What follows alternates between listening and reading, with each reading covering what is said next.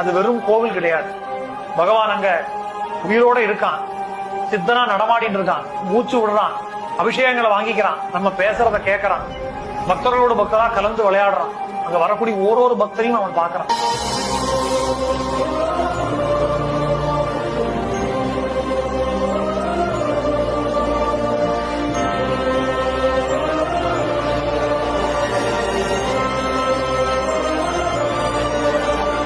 அது வெறும் கோவில் கிடையாது.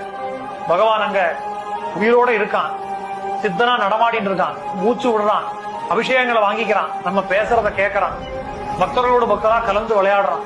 அங்க வரக்கூடிய ஒரு பக்தரையும் அவன் பார்க்கறான்.